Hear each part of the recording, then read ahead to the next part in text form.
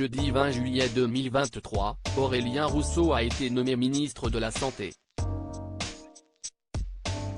L'occasion de découvrir qui est sa femme et mère de son dernier enfant, Marguerite Cazeneuve, ancienne conseillère d'Emmanuel Macron. Selon les informations de BFM TV, Aurélien Rousseau, l'ex-directeur de cabinet d'Elisabeth Borne, devient ministre de la Santé et succède ainsi à François Braun dès ce jeudi 20 juillet 2023. Père de 2 filles issues d'une première union, celui-ci partage depuis quelques années la vie de Marguerite Cazeneuve, ancienne conseillère d'Emmanuel Macron pour les retraites et la santé. Diplômée de HEC, la jeune femme est la directrice adjointe de la Caisse nationale de l'assurance maladie. Elle est la fille de Jean-René Cazeneuve et sœur de Pierre Cazeneuve, tous deux députés Renaissance. Pour Égora, le docteur Luc Duquesnel, président des généralistes CSMF l'avait décrit comme une jeune femme très brillante, facile d'accès, qui répond toujours lorsqu'on lui envoie un message.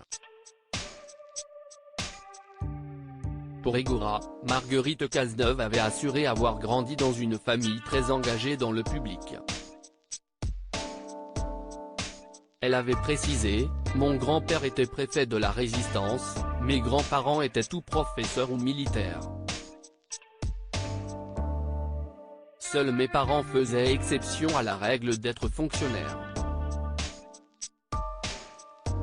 En toute transparence, celle-ci avait fait savoir, « Aujourd'hui, ce que je veux défendre, c'est l'État avant la classe politique.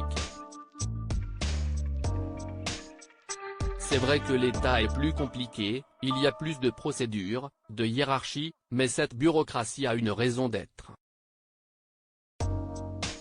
En couple avec Aurélien Rousseau, celle-ci a eu un enfant en 2020. Jusqu'à mon accouchement, je travaillais jusqu'à 2 h du matin. À la fin de l'année 2020 avec mon mari, nous nous sommes demandé comment on avait fait avec un nourrisson. Et en fait, on l'a fait, c'est tout. C'est sûr qu'on était très fatigués, mais on y est arrivé, avait-elle glissé. Marguerite Cazeneuve, ses confidences sur sa famille alors que sa famille est près du pouvoir, c'est au cours de cet entretien que la jeune femme avait indiqué, c'est plutôt pénible.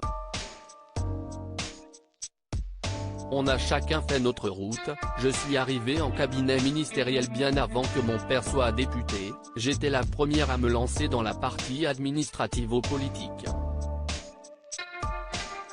Les circonstances ont fait que nous nous sommes retrouvés tous plus rapprochés qu'on ne le souhaitait.